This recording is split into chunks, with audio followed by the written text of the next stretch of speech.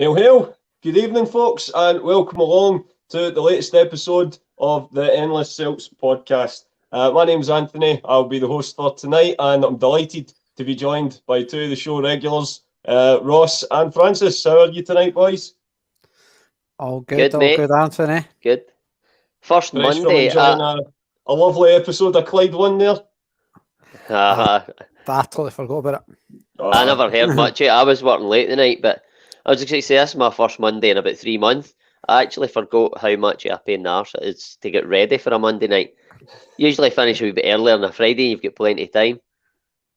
Aye, it is a nice wee top, kid. It is a nice wee top. I wanted the black one, but it was sold out. I've been trying for ages to get the black one. So I had to settle for this one.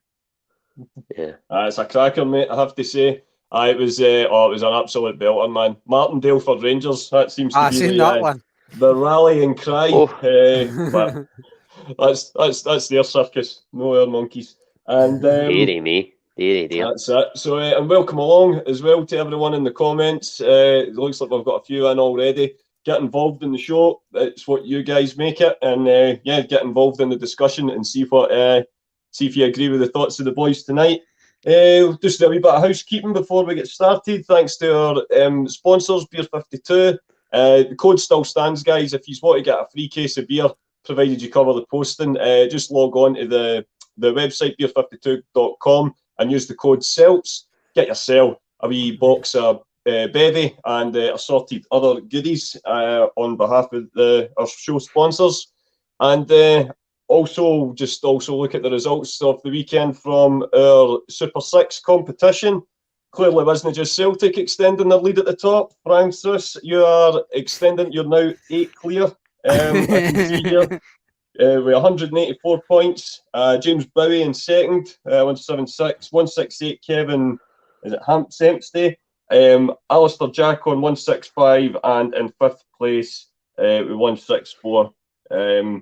It's somebody else. I can't make out my own handwriting. But but get involved, guys. You're guilty. Pick six results, and if you get all the scores right, you'll move up the league table, and there'll be a wee prize at the end of the season for those who wins, unless it's Franny, because if he thinks I'm queuing to buy him a mug at the superstore, he's got another thing coming. And of course, as Monty was saying in the chat there as well, obviously we would reiterate that. Big love to John and everyone. Right. So, only one place to start, boys. It was another eventful weekend at Celtic Park as took to the field. Certainly another roller coaster day, and we came away with the 3 points, Ross. Just another routine day at the office. Aye, well, you say routine. I don't know if it was routine, but we got there in the end. I mean, the game itself, I thought we started on the front foot very well. We made a couple of chances. Jota had one, then we got our goal, and you think, right, what was it? I think it was about 6 minutes, and you think, right, that's us settled into the game. We're at home. We're going to take 4 or 5 off of Dundee United today. Then the decision that we'll talk about, I'm sure at length soon, comes around. And for me, I don't think the team recovered for that decision. I think mentally, they just didn't recover. They couldn't get out the bit. And it took them until Dundee United equalised to get that goal, sparked them back into life, and they just showed in the final minutes what they're capable of. But I definitely, that decision played a big part in how we performed, because we started well, like I say, and then it was really flat after that. It was, and like you say, thankfully we managed to regroup and come away with the 3 points in the end. But Franny, what was your thoughts on the game? It was something similar. I had my dad in to watch it, and I was kind of cursing it. He's camped down. He's no one guy subbed after 5 minutes in that. I know, Terry. It was honestly for the last sort of half hour. He hardly watched any. He just kept on turning around trying to talk to us and that. And I was like, Dad, I'm trying to concentrate in the game here. But it was a weird game because I never really picked up because I think it was you yourself, Ross, that said on your group chat, like after, like during the game, that you feel like that decision kind of, I don't know if spooked us is the right term or whatever, but it seemed something just happened within the team, and you kind of, I never seen it myself until you sort of mentioned that, and it did seem to have an impact on the game and on the team. Just, and you said it yourself, Anthony, the stadium seemed a wee bit quieter and flat, and it was a strange game for a long period. And what, like you say, that the late Tony Watt goal, and then obviously we just, that, as Ange said it himself, the cliche, we never stop, and pretty much straight up the park, and Kyle scores, and normal teams maybe just sit in and try and defend the 3-2, but no, we'll just got the park and just make the scoreline a wee bit more convincing than what it maybe seemed at one point. Well, that's it, and I would agree. Being at the ground itself, we'll come to the decision soon, but just the length, regardless of what the decision was and the outcome of that, it was just the length of time taken to decide on, to come to a decision one way or another, definitely had an effect. And obviously we had the second incident as well involving Giakoumakis. And it just felt, there was definitely a quietness about the stadium, and I definitely think it played a part. But thankfully, all was well in the end. Certainly wasn't flat come the 92nd minute, let me tell you. But Franco, I'm going to come straight back to you, because of course we've all got onto the VAR controversy and everything else later on in the show. But one player I wanted to touch on to start with was Haksabanovic. He made a start on Saturday. He was on the right hand side. Jota making his long-awaited comeback and out on the left.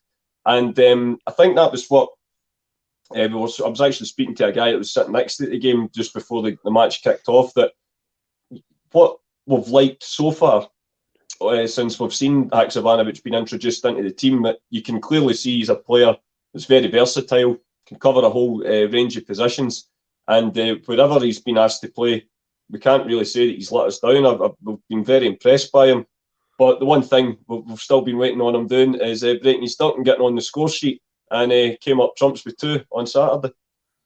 I really like the boy. It kind of excites me. He looks a proper European level player, and it obviously showed flashes against Real Madrid in the home game in the Champions League. Then he obviously had a good 45 minutes at Shakhtar away and stuff, and had some good performances in the league, and we were asking for more of them. But then obviously Ange comes out and says that he's still finding his feet and getting up to speed, and we'll probably see more of him after the World Cup. So in a way, maybe these 2 goals have came at, as stupid as it sounds, that come at the wrong time for Haksabanovic, because maybe I feel like these goals will help him kick on, because as I say, I'm really, really impressed with the guy. Really excited to see what he's got to produce in a Celtic top, and the goals is obviously just going to help the guy and give him confidence. Just start flying. Like you look at Abada and Jota, they got off the flyers with the goals, and just it builds their confidence. So I think that will help his confidence. So maybe in a way, the World Cup's coming at the wrong time for him, because we've only got a couple of games left. But I'm really, really excited to see what this guy's got to bring to the table. I don't think there's going to be any disagreement there, Ross. I know you've kind of been waxing lyrical about him in the group chat, and I think as well, I just want to pick up on something you were saying last week about how you feel that potentially in January we might still look to strengthen up front again. We've obviously spoke about Maeda playing through the middle. Do you think that perhaps that could be something Haksabanovic could do as well? I mean, possibly. We've never obviously seen him playing that central sort of striker role. When he was first brought in, it was my understanding that he could play that role, but then seeing him being deployed in the sort of 10 role, absolutely, Stephen. Seeing him being deployed in the sort of 10 role, I thought, well, maybe when they said he could play central, it was that role rather than a number 9, if you like. I know he's got number 9 in his back, so I mean that could be a potential giveaway. What I would say is, I was going to say I don't think he's dynamic enough to play that, but then the reason I say that is because when Kyogo plays through there, he's dynamic. But then you play Giakoumakis, but he brings the physicality to that role that Kyogo doesn't. I think Haksabanovic is a bit in between the both of them. Personally, what I've seen of him, I like him either side, and in the 10 role, I'm not so sure being an out-and-out number 9 is his game, but he might prove us wrong. But given that Ange hasn't used him to this point in that position, he probably doesn't fancy him as that either. Well, that's that, I suppose. I mean, he played Maeda through the middle straight away on his debut, didn't he? I mean, I know that might have been just through to the fact of fitness and whatnot to other players, but yeah, like you say, for the amount of time he's been here already, it's not a position he's featured in. So, but wherever he seems to play, he seems to come up with the goods, whether that be assisting or with the goals now, and amongst other things. So he's a very well, 1.75 million, I think it was something like that we paid for him. It's already looking like absolute bargain. Something along those lines, yeah. And when you add that to the likes of what we paid for O'Reilly, amongst others, needless to say, I think we can all agree that Big Ange has got an eye for a bargain in the transfer market. Gifted the gab as well if he's getting Bhoys in at that money. I think it was because he came for Russia as well, so he was you're able to get them a bit cheaper, but he's still good business. What can we say? So, boys, there's no point in going much further into the show without addressing the elephant in the room. And 3 weeks in a row, this is the third weekend of VAR. It was the first time it'd been implemented at Celtic Park in a league game, and yet again, you're left scratching your head at some of the decisions that it's coming to. Or maybe, there will be people that say, VAR is just a tool. The main problem is the tools that are implementing it. There's a very famous theory, Ross. I don't know if you've ever heard of it. It's Ricky Gervais talks about it. I've lost my coffee there, kid. But there's a very famous theory about the nature of infinity, and I can't remember the guy who came up with it, but he basically theorised that if you could put an infinite amount of chimps or an infinite amount of monkeys and gave them an infinite amount of typewriters, and they just typed and typed and typed and typed and typed forever, eventually chimps could utilise the tool and be able to write the entire works of Shakespeare. I think after 3 weeks, those in charge, the video assistant referee in Scotland, have proved that it doesn't matter how many chimps you put behind, that theory is null and void. What was your thoughts on, we'll start with the penalty decision. I mean, I'll leave it to you. Well, I mean, it's like Ange says, right? For us to finish a one-line sentence. Hi, Monty. Aye, so it's like Ange says, right? If they're going to be getting penalties, no matter what, if it just touches your hand in the box, it's a penalty, right? Mm-hmm. Then fair enough, that's a penalty on Saturday.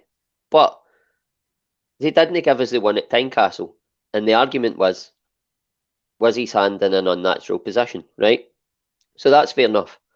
So then you look at it and you go, right, so I watched Sports Scene, the couple of guys on that, I think it was Bartley and the boy Kettlewell or something like that, and they were saying that they felt it was a penalty because his hand was in an unnatural position, right? So by that argument, are they telling me that if his hand's in an unnatural position,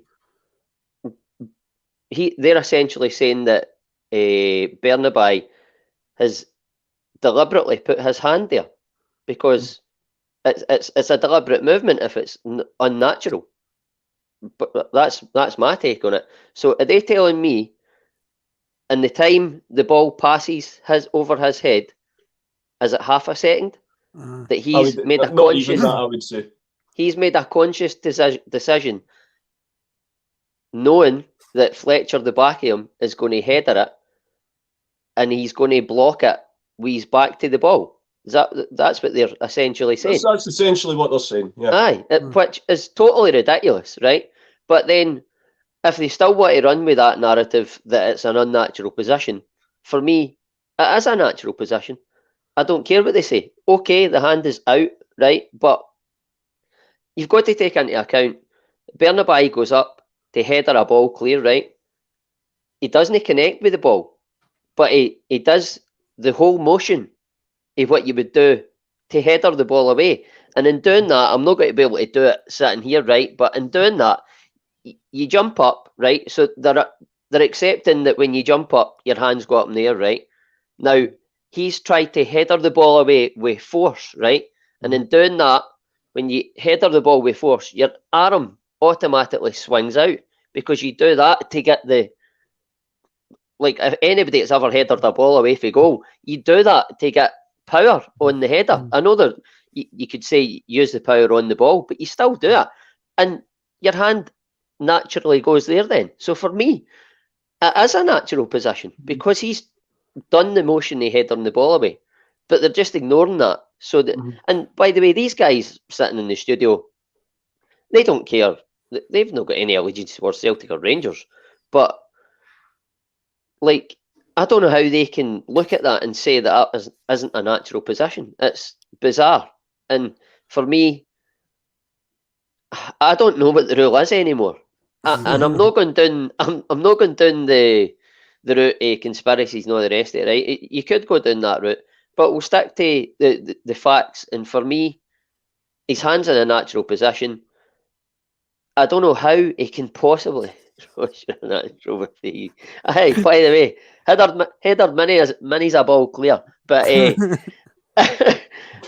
for me, it is a natural position. I don't know how you can say anything else, and like I don't know how they expect Bernabei to get out of the way. Even if they say it isn't a natural position, he can't get out of the way. That he doesn't know it's there. I would see the point if he was facing him up and something happens, because then you can say he's deliberately made his body bigger because he can see where the ball's going. But you can't argue that he's deliberately made his body bigger when he can't see what's going on in the back of him. It's completely fucked up, and it wasn't a penalty. And MD that says it was a penalty can get right to fuck. Basically. I think, Franny, just still, sticking with the penalty decision. A lot of guys in the comments there have brought up a very good point, and anyone that was there will see it as well. There was no protest from the Dundee United players when it happened. So, and this is my big problem with VAR. It's meant to be clear and obvious. I think I've heard this rant before, but it's meant to be clear and obvious. Serious, violent conduct.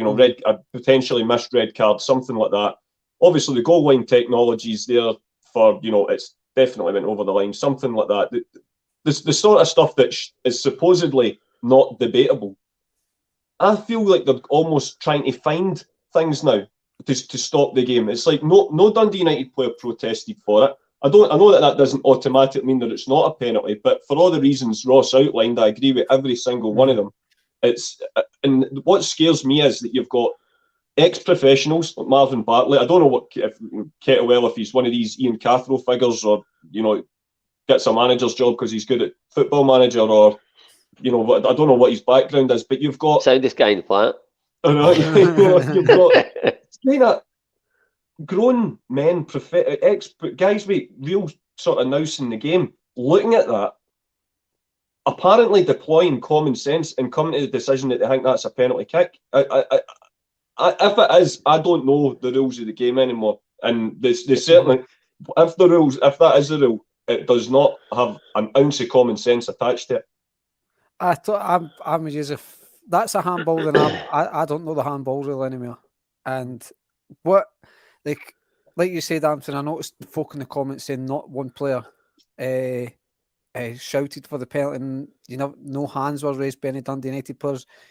That obviously doesn't mean that it's no a penalty, but you've kind of got to read the room, so to speak.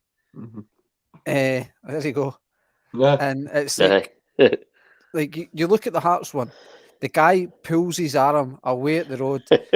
He does like a wee face as if to go, I've got caught, I'm going to get caught out here. Whereas Bernabe, I think you see him pull his hand away, but again, I think that's a natural reaction because he knows it's hurt him, so he's trying to pull it away. But no Dundee United players asking for a penalty, and then for the referee to then look 4 or 5 times when.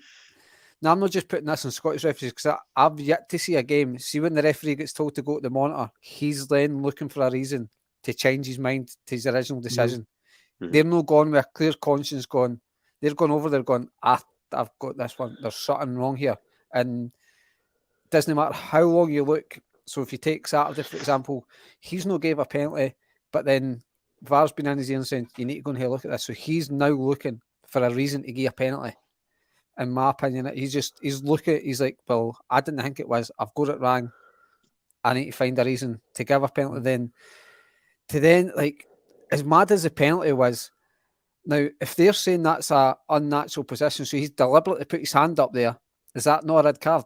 Is deliberate handball stopping a goal scoring opportunity and not a, like, what's he booking him for? Yeah, it was the same against Real Madrid as well with who was it? The second penalty, O'Reilly. As well. You can argue the debate whether or not it's a penalty, the ball hitting his hand or whatever, but it's not. He's not deliberately doing it. It's not a booking. It's almost like because they've given a penalty for handball, they thought I need to card them, but it's clearly not a red card. But see the penalties. Sorry, Franny, I thought you were finished there when you go. I was going to say, like, with VAR, you need to show everything in real time. Don't slow it down because you slow anything down, it'll look like Bernabe probably could get his hand out the way or get his hand up and stuff. You need to show the refs it in real time. And I think as well, you're bang on, Franny, about the minute they go over to the monitor. And this is what bugs me about it. That's almost part of the culture now. If they go to the monitor, they're like, "Oh well, he's going to change it to whatever VAR they say," and that to me is re-refereeing the game, which is apparently one of the things that they said that they wouldn't do. And also, it's making referees on the park referee the game in a different way because it's now like they're scared to give decisions in case VAR pulls them up for it. Mm-hmm. Of course, I've got Celtic bias glasses on, but if I'm the referee there and that's a Hearts, or maybe Hearts is maybe a bad example, but if that's Ross County St Mirren and one of the guys on the VAR says, you need to go and look at that. It wouldn't take me 5 minutes to come to the decision for a start. Exactly. But you'd look at it in real time and go, "That's not a fucking penalty, mate. Move on." The guy with the whistle should have a set of balls and all. Maybe that's the wrong term to use after last Wednesday. But, it's like, just have the courage of your own convictions and be like, "No, I'm happy with my decision. Move on." And if you bug me with one of the decisions again, I'll wrap you one in the dressing room. But you have to wonder what, like, in the referee meetings and stuff like that, because they obviously have them. Yeah. You have to wonder what they're being told is a penalty, because if you've got any understanding of the game whatsoever, that one on Saturday wasn't a penalty. The one that Aberdeen gave away at Ibrox a couple of weeks ago wasn't a penalty. The one that O'Reilly gave away in the Bernabeu wasn't a penalty. And my understanding of the rules, but the rules have obviously changed. They have to, and that's why I was going down the conspiracy route and the bias route after the Hearts game, sort of moving away from it a wee bit again because of the penalty, the penalties that we gave away in Europe, similar. The ball just hit his hands. It's a penalty.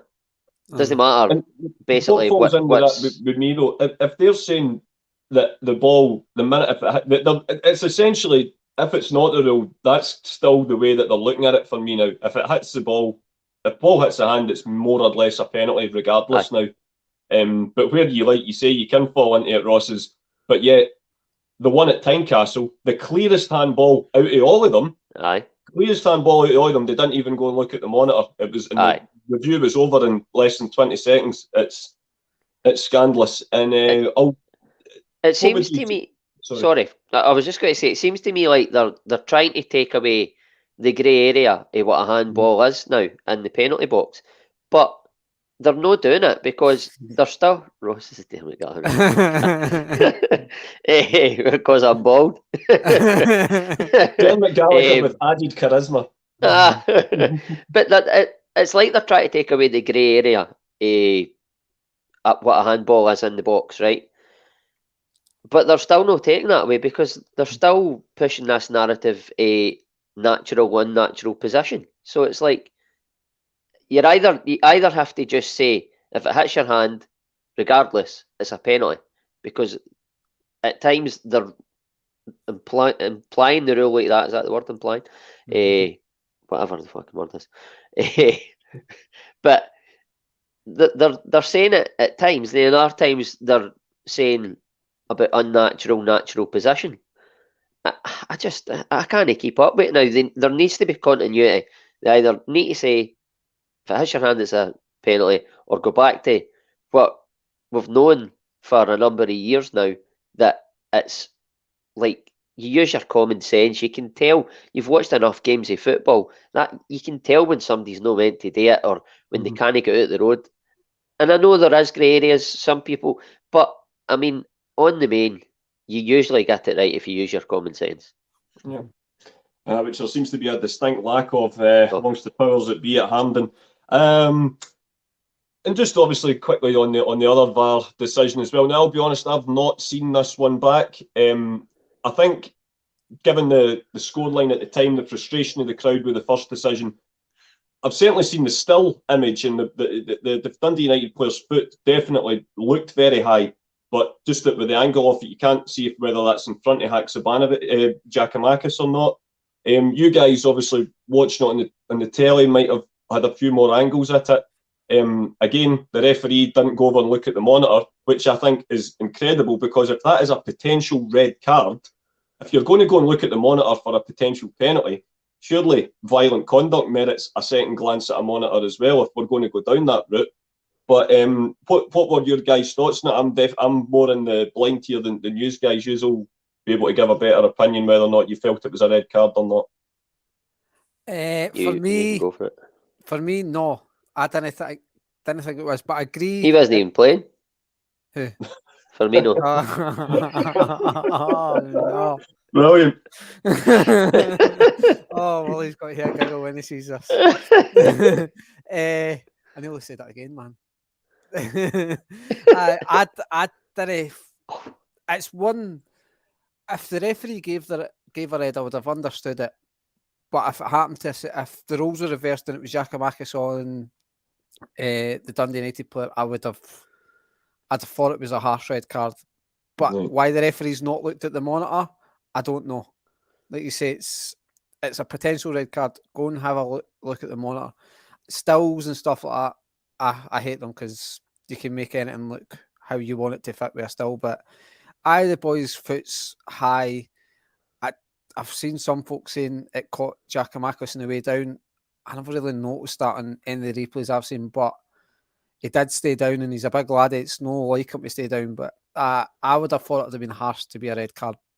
But at the same time, to totally contract, I'd have understood it. You could make arguments for a red card, but I would have been, if it was Celtic, I would have been disappointed in a red card. Yeah, I mean, I think a couple of the guys on one of the forums I'm on, Ross, had suggested that it, if said card existed, it was maybe an orange card.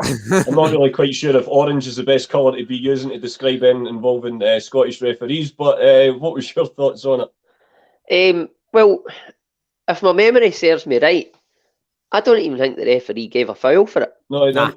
Nah. Right? I mean, it's at least a foul. Aye, that right away, that for me, it's absolutely a foul. No two ways about it. It's absolutely a booting. No two ways about it. I think a red card, it's harsh. The foot is up. I'm a bit old school in terms of there wasn't like heavy force in it. His foot was high. He wasn't trying to injure Giakoumakis. He was trying to win the ball, and it was at that awkward height where you can't go for it. You can either go for it with your head, and then Giakoumakis will probably get a foul gave against him, or you just overstretch with your foot, because it's just a weird height. You're sort of twixt in between, and for me, he tries to win the ball. It's a free kick. It's a booting. We move on. Did he didn't look at the monitor, eh? No, because he never gave a free kick, so they For, can't. I don't. I mean, for once Giakoumakis was getting treated, and again that kind of went on for a while before even it came up on the big screen that VAR was checking a potential red card incident.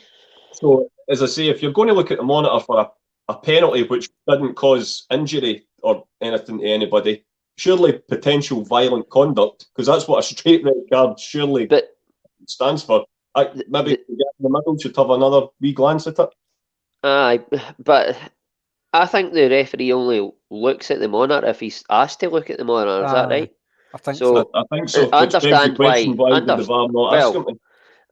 Because, I think for me, he's been asked to look at the monitor on the penalty because the people in wherever VAR is feel like it's a penalty. But the people who are checking for the potential red card have looked at the video evidence and thought, it's not a red card. He doesn't need to look at the monitor. We'll just tell him that's not a red card. But again, it's the continuity. For me, it's not a red card. I had no issues with it.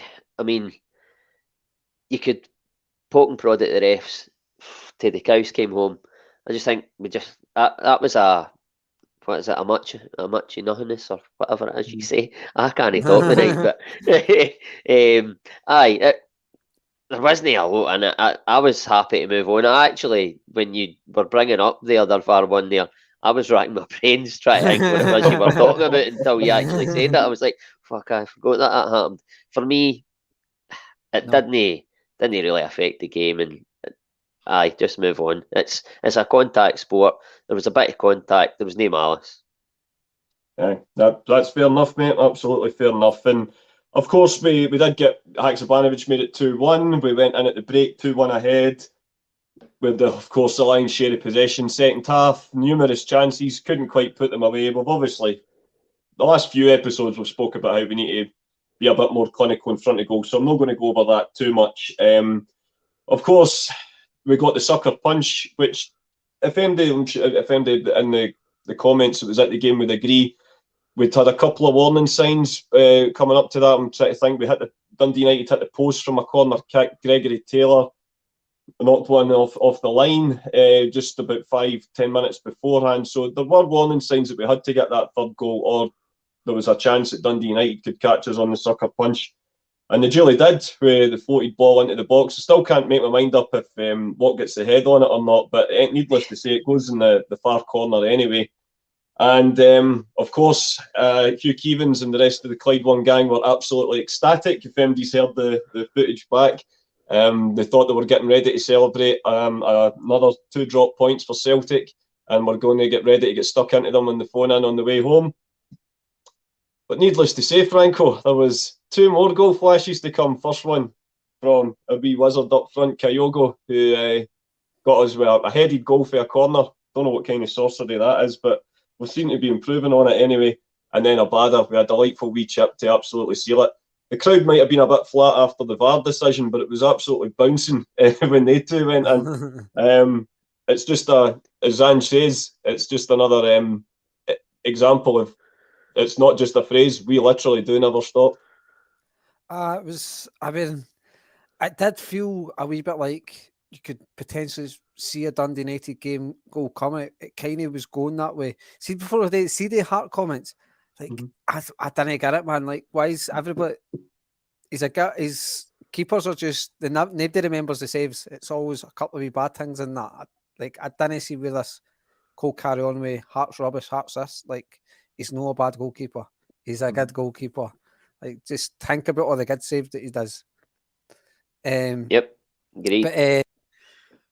But so I thought Ange was obviously key to us getting the goal, because as soon as Dundee United scored, it brings on Maeda and goes 2 up top.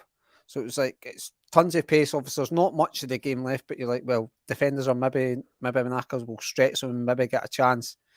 And I think we had a couple of corners leading up to that Carter Vickers had one 10 right off his head, but I think maybe leads to the corner that we scored for. And then O'Reilly wasn't the best corner, but then Ralston's just standing at the front post, does what any good decent player does. He flicks it on to kind of keep the move alive, and obviously that wee flick does the first couple of Dundee United defenders, and Kyogo standing sort of 4 or 5 yards out, and just a nice header at the bottom corner. And like you say, the pitch went mental, and that was it. It was, I don't like that Clyde thing you're talking about with Hugh Keevans. I don't know. See if that is the timing of that is how it happened. That's absolutely brilliant. If it's no, somebody's got top-notch editing work, but I really hope that it was maybe our John. maybe it was John. I really hope that Hugh Keevans' wee commentary, how he's saying, it's 2 points dropped, all this, it'll give Rangers a lift going to Perth and things like that. I really hope the timing of that, because it's just like he's right on the end going, now we're going to Celtic. It could have been the day that Celtic went 7 points clear, but it's got to be the day that they dropped 2 points and you just hear goal flash and it's 3-2 to Celtic. So I just hope that is the exact timing. And then Abada, like I touched on earlier, some normal teams will just sit in and we've got away with one.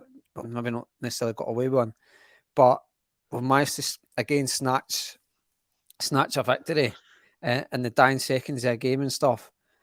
Teams might just kind of sit back, maybe try and keep a hold of the ball, waste some time, but no, there's Abada and Maeda both bursting a gut. O'Reilly picks a great pass.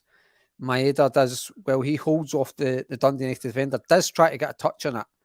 Thankfully doesn't, because I think Abada would have been offside, but Abada's one that we've said that he seems a more instinctive player in front of goal, but he showed tons of composure just to run and just dink it over the goalkeeper. It was an absolutely brilliant goal for him that just made the last 10 seconds a lot easier to deal with.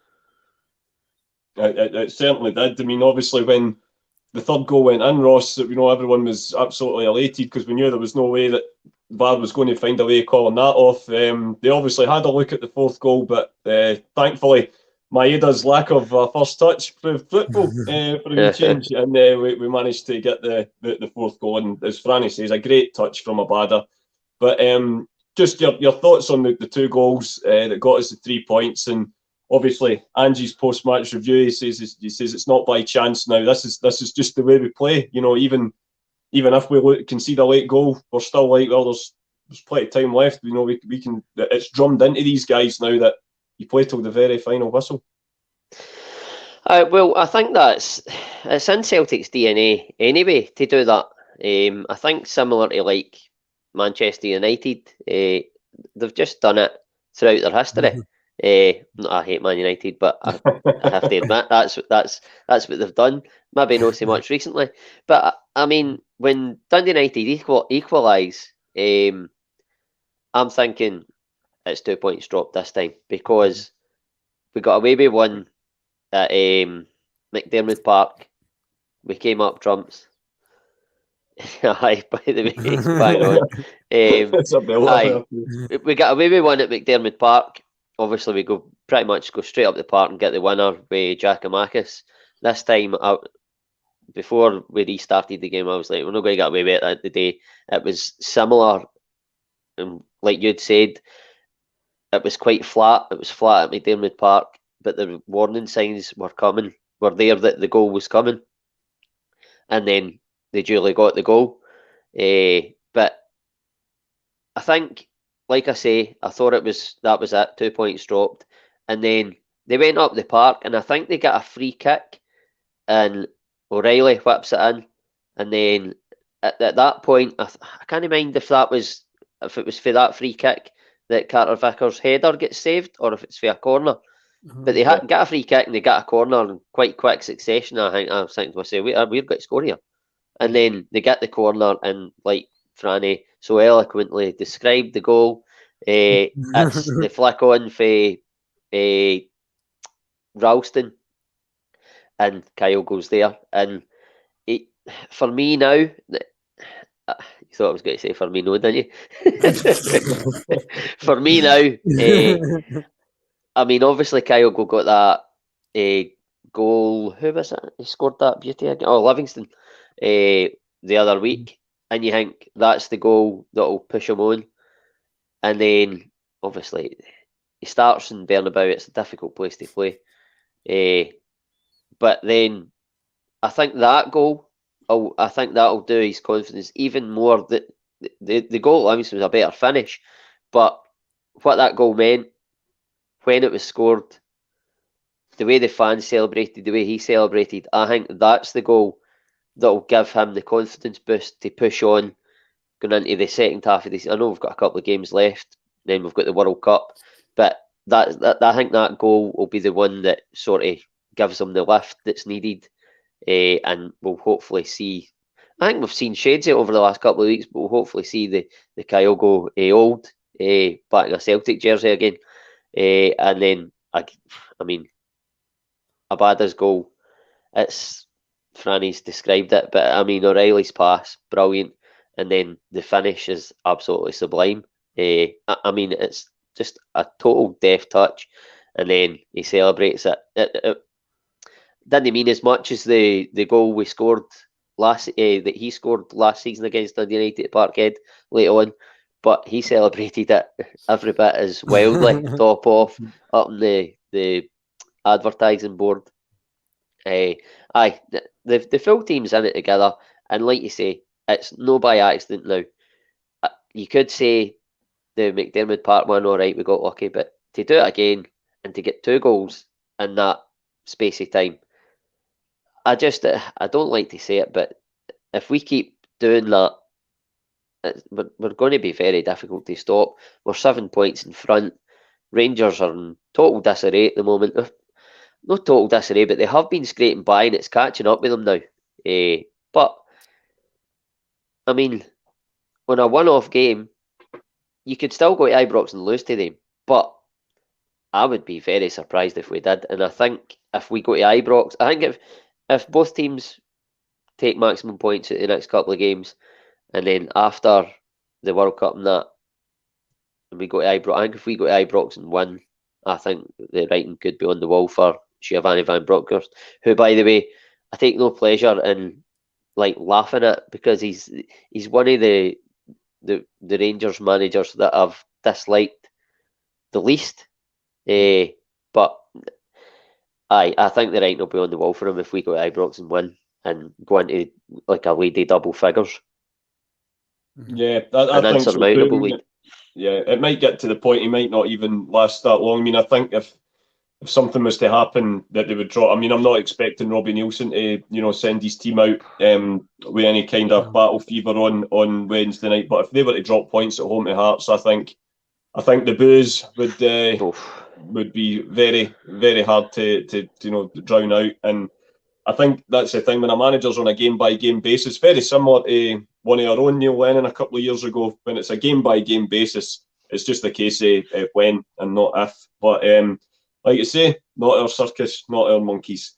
So we'll let that move on, and you're hoping we can, fingers crossed, increase our lead. You just never know. But before we get on to the Motherwell preview, guys, just with the fact that none of yous were on after the Real Madrid game on Wednesday night, and obviously that brings to an end our European adventures for the season, I just thought I'd kind of get your own thoughts, a sort of little review of what your thoughts were on the campaign.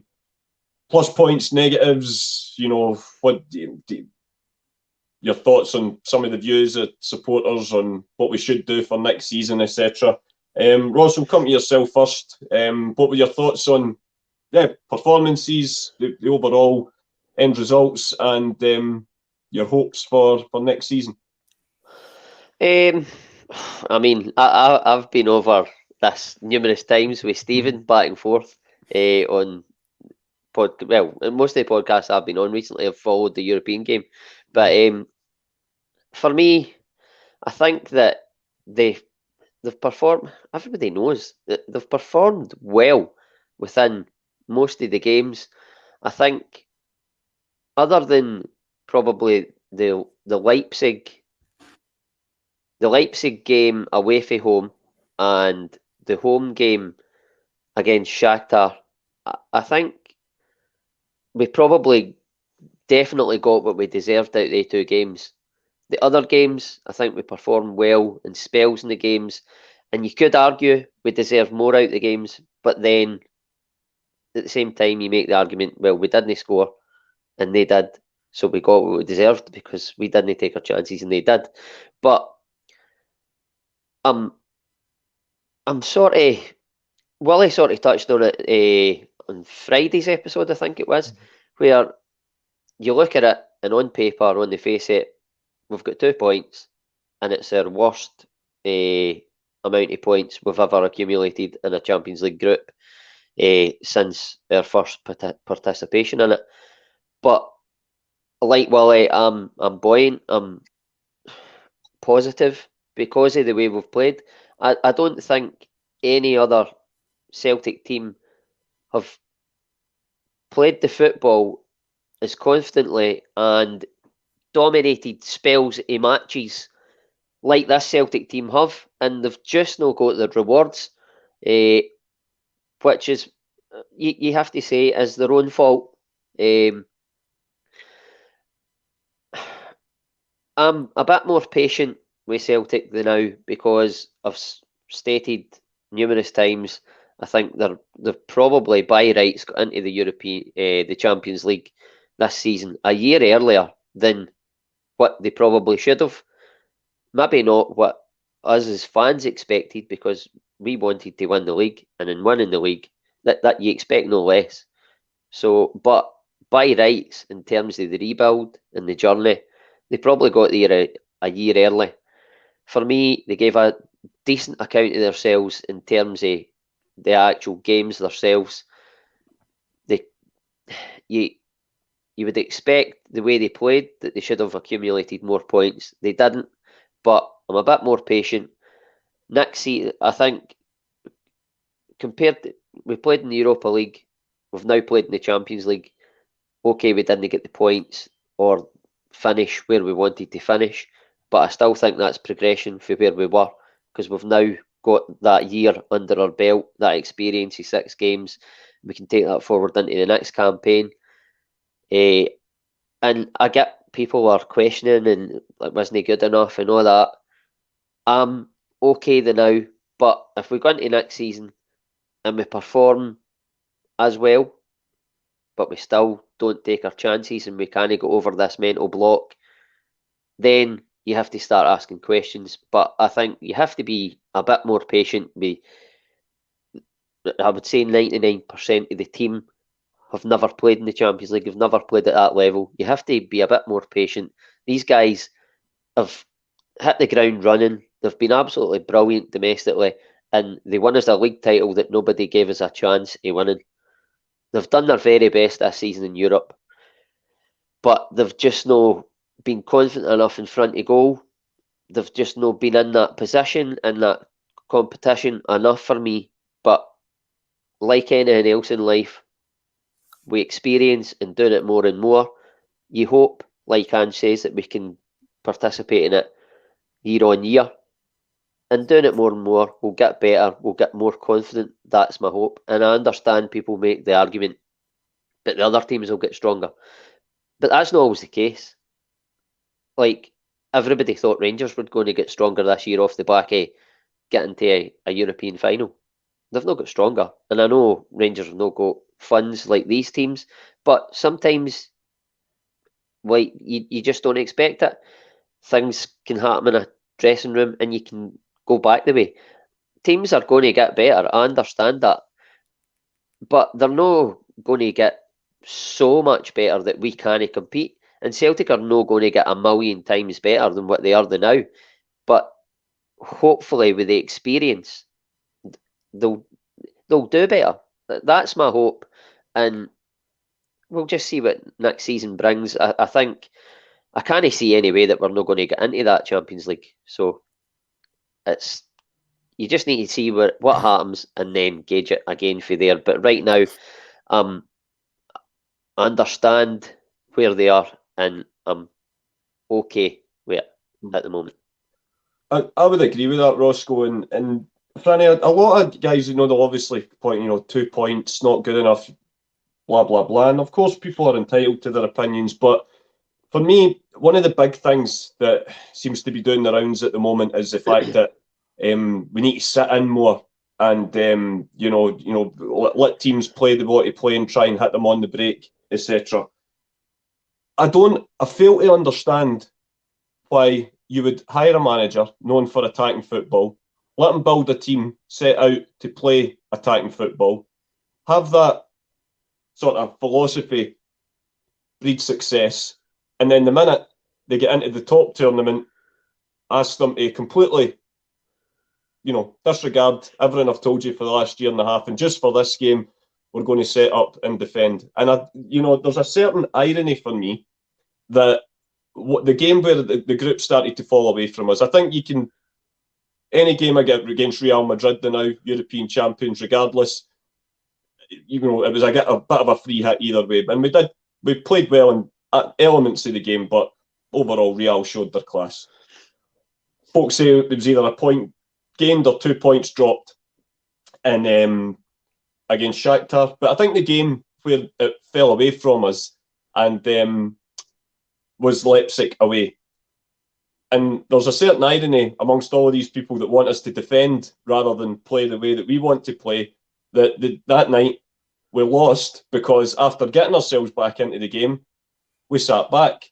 We played within ourselves.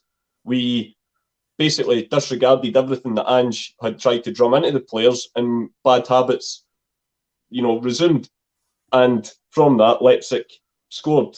And of course, you can't take into account that it was a horrific error from Joe Hart. But as Ange said, that goal was coming anyway because the players weren't playing the way that he wanted them to.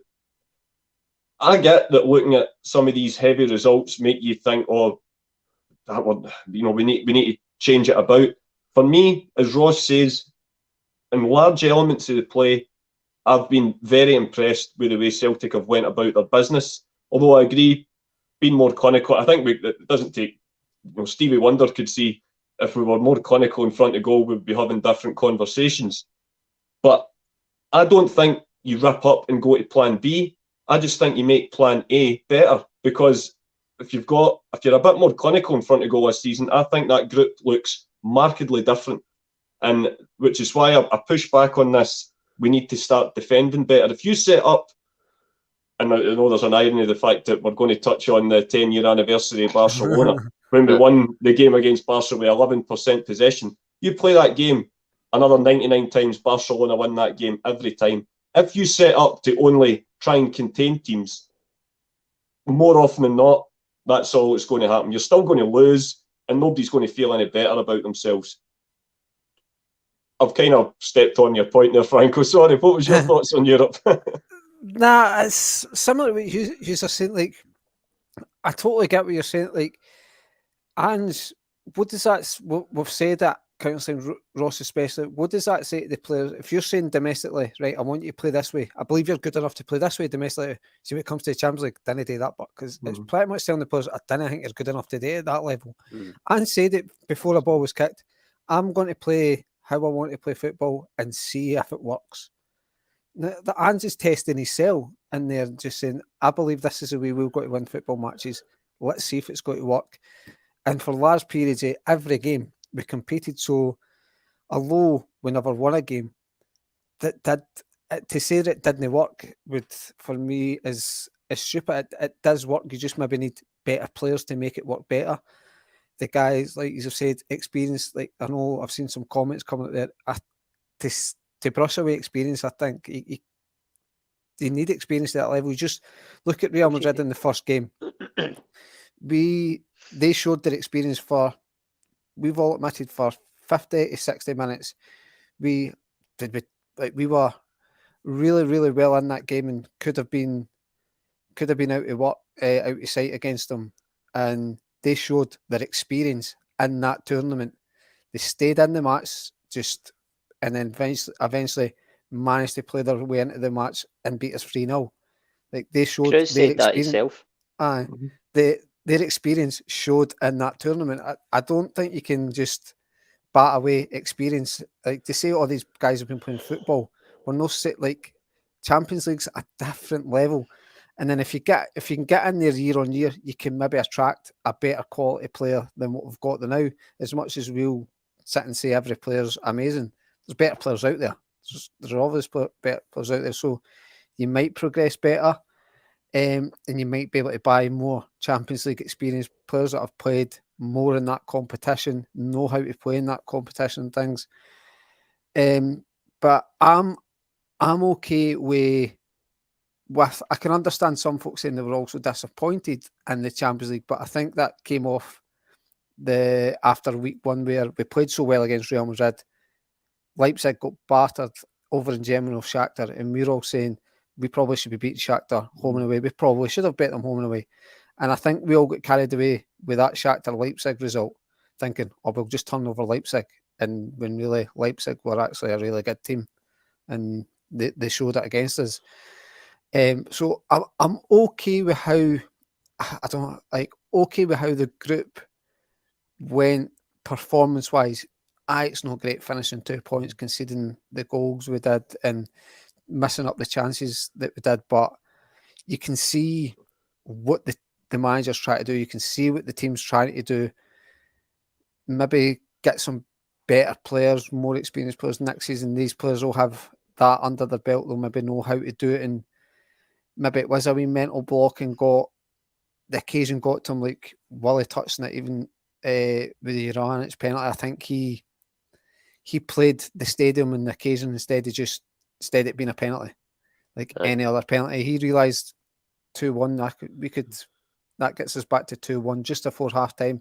Maybe a chance to pull off a wee victory here in the Bernabeu. I think that the occasion got to him and stuff. So you could next season. I noticed Alistair say it's quite hard because you don't know what the draw is. Like, you could finish next season the exact same, 2 points, played well in every game, and finish bottom of the group. Mm-hmm. But next season you could be in a group like what I can't remember who else went, but it was like PSG, Bayern Munich. You can end up with like it's hard to say what you can deem as progression when you didn't know the draw. You could get an absolute horrendous draw, and if you get like that group, that Bayern Munich, Barcelona, Inter Milan, and you're the fourth team, and if you finish fourth in that, and some folk are going to go, that's no progression. You can't judge that. You have to judge it on what you've seen. You have to apply a little bit of common sense. Exactly. I noticed Stephen saying in the comments there that you can't. He's saying you can't tell me that Celtic couldn't have done better in that group. Nobody's saying that. Everybody's saying we could have done better had we took our chances, but we're also accepting that where we are in this journey, and that is that we're not quite there yet in terms of Champions League football. But nobody's making the point that they couldn't have done better. They absolutely could have done better, and on the balance of play, they should have done better. But again, I go back to it's the experience of playing at that level. That Juranovic one that Franny's talking about, the penalty, that epitomises everything about Celtic's campaign, and that Juranovic has never had a penalty like that in his life. Never had a penalty like that in his life. It takes a Panenka in the Europa League. He hits them. I'll use that word again. He hits them nonchalant. He doesn't care. He just normally hits them. He used that word for nonchalant. But he hits it like he's playing down the park. He's done that. I've said last season that since Henrik Larsson, I've never seen a guy. I've never seen a. That's what he's saying. I've never seen a guy since Henrik Larsson in a Celtic jersey hitting a penalty as confidently.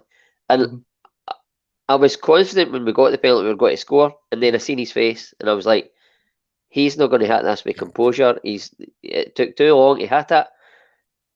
You could just tell he was playing the stadium in that moment, unlike any other time when he's never done that. And that, for me, epitomised everything about Celtic in the Champions League, and that they're no used to it. And once they get used to it, if they continue to play the way they're playing, I believe personally that they'll get the reward for the fruits of their labour. What a wee phrase there, son. I totally agree, Ross, and I think it was one of the guys Stephen put up in the comments said I think it was Brian Hanlon had asked if I see enough evidence to suggest that we can do Plan A better. But Brian, mate, I really do believe so. When we done the live group stage draw here, and I came on briefly, and we were saying where do we hope to finish and whatnot. And of course, we always hope that you finish. You kind of assume that Madrid are going to top the group, but there was talk of us finishing second and third, and everyone was rightly, hopeful of that happening. My biggest hope was that we just competed, that we didn't look there to make up the numbers. And although the points total is, of course, disappointing, I see more than enough to say the way that we're approaching the games is the right way. We've got our own style, and that own style, to an extent, worked. But we just need that next wee bit of quality, that wee bit more composure in front of goal, that wee bit more decisiveness, and that being a little bit less slack in the middle of the park with some of these, some misplaced passes, whatever, because it's such fine margins. But as you say, any mistakes in the Champions League usually get punished. But I see more than enough evidence to suggest that were we to get perhaps a similar group next year, that we could look to make some inroads in the tournament. But that's us in terms of Europe for the season, boys. Just on a couple of things to round off. The Motherwell. Sorry, Anthony. Somebody's asking a question here. Well, it'd be range. I think Celtic can, like I just said. Hearts, Aberdeen couldn't give two flying fucks, Swansea, and Rangers. I certainly hope not. And that should be it. I believe Celtic will do better next year. Yeah, I really do. Playing the way that they've been drummed into, and don't deviate from that. And by the way, somebody else had said in the comments, should Ange sign Champions League level players in the summer window? For me, that's difficult to do for a club like Celtic. What do you define a Champions League level player by? Because if it's a guy who's got experience playing like that, playing in that tournament in maybe the last 3 or 4 years, it's a lot of millions of pounds you're going to have to pay for these guys. Mm-hmm. Celtic have to be astute, but for me, I think they need to. I think Ange has alluded to it. I think he's already got his targets for January, and I think he'll get them in early because it worked so well from last season. I think he'll do that again. I think I seen in the debate the other night that Steve was talking about selling your assets and stuff. Get what he's saying. For me, if at a push, going off of what they said, at a push, you could maybe lose Juranovic and try and replace him. But personally, I would like to, for at least another year, because everybody wants progression in the Champions League, and the only way you're going to do that is holding on to your main assets. Celtic got money in the bank to be able to spend. For me, if they're bringing in this Japanese centre half, right, I think at that point you could probably afford to start trimming. I don't want to say deadwood, but guys that are no going to be getting. I'm talking about guys like Ideguchi, maybe McCarthy. Even at a push, Stephen Welsh, if you're bringing this Japanese guy in and you hold on to Jens, for me then, if you trim the squad a wee bit and add maybe 2 players that are going to improve what you would perceive as your best 11 in January, and maybe another 2 again in the summer window, I believe that Ange can get the players. I believe he's probably already working on it. That's the hope anyway. I think if we add maybe 3 or 4 top players to what we've already got and hold on to the guys and trim the squad a wee bit to free up wages and stuff, I think that's the way we need to go in order to give us the best chance of progression in the Champions League next season. Yeah, I would agree with that, mate. And just a sort of couple of points to round off. Obviously, back to domestic action on Wednesday night. Hopefully, we'll be looking for another 3 points. Massive game, last away game before the World Cup starts, Francis. What's your sort of, obviously, we obviously want to win the match, but what do you predict? Some line-up and score predictions against the Steelmen? I think it might be a wee bit tricky, but being the last away game, Motherwell aren't brilliant. They lost at Hearts yesterday as well, and I think Hearts were down to 10 men. But I think we'll get a win, and it might. I'm going to go back to my old comfortable 2-0.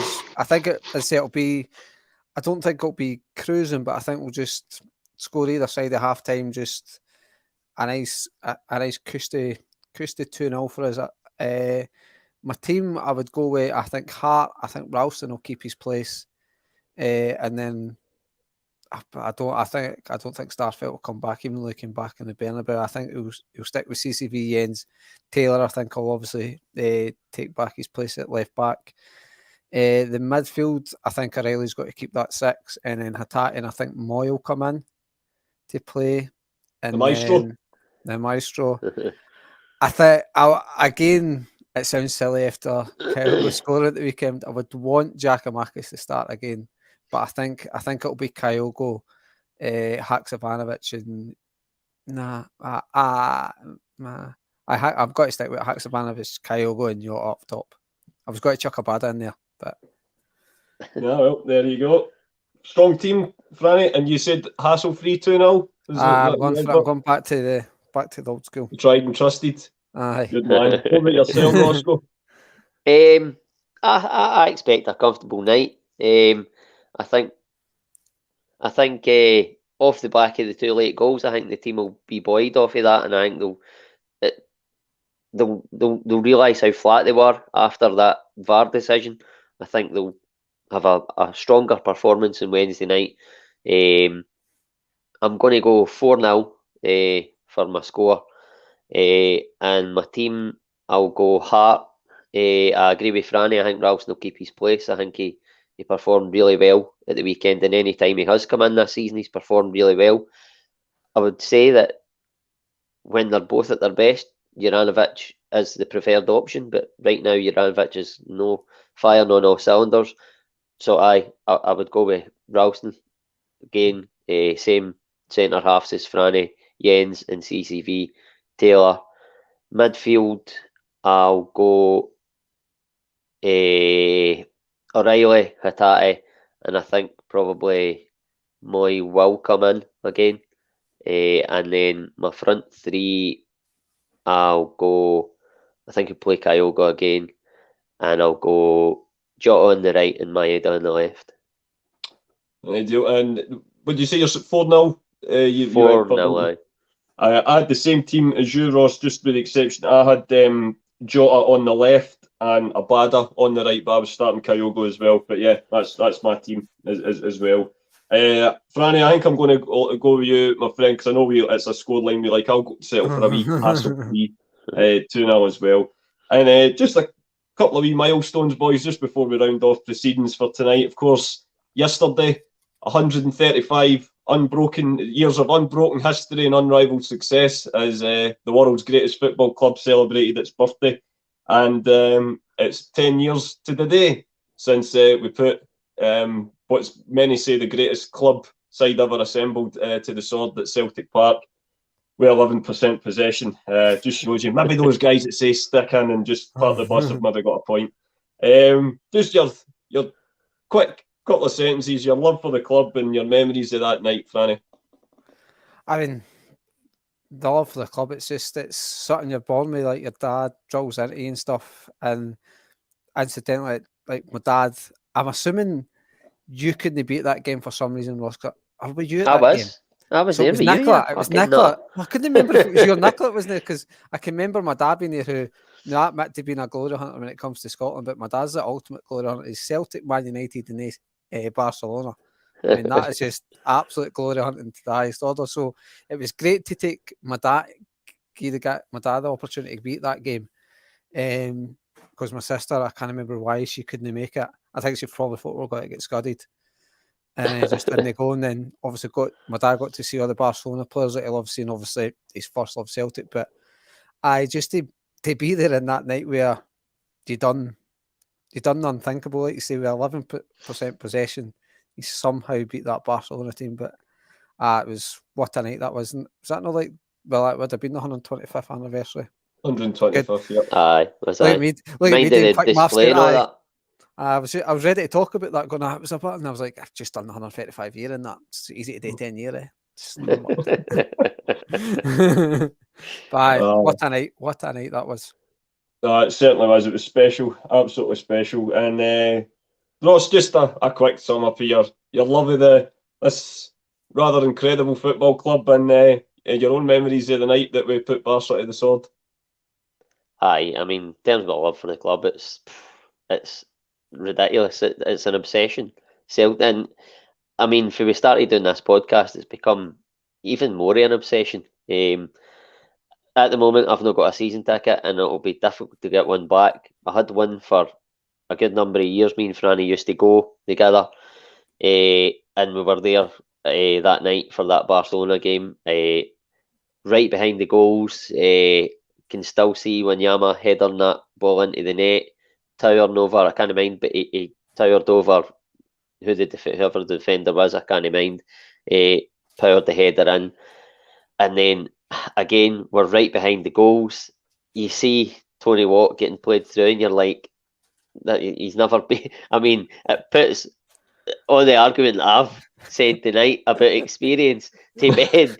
Tony Watt on the park, one chance, sticks it in the net. Unbelievable finish, by the way. What composure for a young guy. So I've just stepped over my 10-minute point I made about 10 minutes ago. But it was unbelievable. And at that point, you're like, right, we're beating the best team in the world 2-0 here. But then they get one back near the end, and you're like, that's going to happen. They're going to get the equaliser and take it away from us. Similar to like what happened when Lee Griffiths got the 2 free kicks, and then I'll still never believe what Armstrong done. Cheers, Jed. Thanks for that. Harry Kane. I'll give you a shout. Ideal, Jed. I'll just go away. Aye. Similar, and Harry Kane broke our hearts at Hampden, and I thought it was going to happen that night with Celtic. It didn't. Again, like you say, 11% possession. For me, if Celtic could play that game another 100 times and lose it 100 times the way they played, but that night everything just came together. It was 125-year anniversary. It was written in the stars that we were going to get that big win, like we always do. On milestones, the club always come up with the goods. It's just what we do. It's in us, and it was an absolutely fantastic night. One of my favourite nights at Parkhead, under the lights. Tremendous. That was, man. It's still up there for me. I just, you get goosebumps just thinking about it. But as you do, just with anything involving this magical club of ours, as I say, 135 years young. 113 major honours in the bank, and of course the big one was secured in 1967 that always cemented us as the undisputed top dogs in this land, and here's to many, many more years unrivalled success for the boys in green and white. But that brings tonight's proceedings to an end, boys. Have you enjoyed this one tonight? It's been first class, kid. Brilliant. And thank you, Jed. I'll take you on that. Again, I'm a sucker for a freebie, Jed. Yeah, you can't beat it. It's always better when it's free. And just a big thanks to everyone in the comments as well for getting involved. We appreciate them all, and Stephen's been trying to get as many up as he can, and we'll be trying to incorporate that into the discussion and the debate as well. So thanks again to all you. If you've enjoyed tonight, don't forget to subscribe and sort of encourage others to do the same as well. Don't worry, Stephen, I've not forgotten. I'm coming to it right next, just before we finish up. Because we're and the viewer takeover. And the viewer takeover, yep. If anyone's had seen a couple of weeks ago, months ago, we had Kaiser on to start it, and last Friday we had Jed Thomas on for the chat as well, getting involved in the viewer takeover. You can come on, share your views at Celtic, and just kind of, give us all your opinions on what you fancy and what you think about everything that's going on at the club at the moment. If you want to do it, just get involved. Either drop the comments on YouTube, or get involved with one of us on the socials, and we're more than happy to have you on for the viewer takeover episodes. And guys, I think we'll definitely have you back on, my friend. It was a brilliant show when you were on. And also this weekend, it's going to be, we'll have the regular Friday night show, at 8 o'clock. But then on Saturday, after the Ross County game, we're going to try our first live reaction pod. We're not going to do it after every game. We're just kind of going to try and do it perhaps maybe once a month or so, just to start us off. So the boys will be on show for that. So that's straight after the final whistle on Saturday night. But I'm sure Stephen will fill us in more on Friday night about that. And next Monday, we're going to be doing a Champions League rewind as well. We've been doing this throughout the course of the season. So we're up to season 04-05 now. I'll be on next week hosting that, looking back when we drew Barcelona, AC Milan and Shakhtar Donetsk in the group. It's incredibly we never made it through. But that's us all for tonight, guys. I hope you've enjoyed it. Thanks again for watching, and stay well and keep safe. Hail, hail.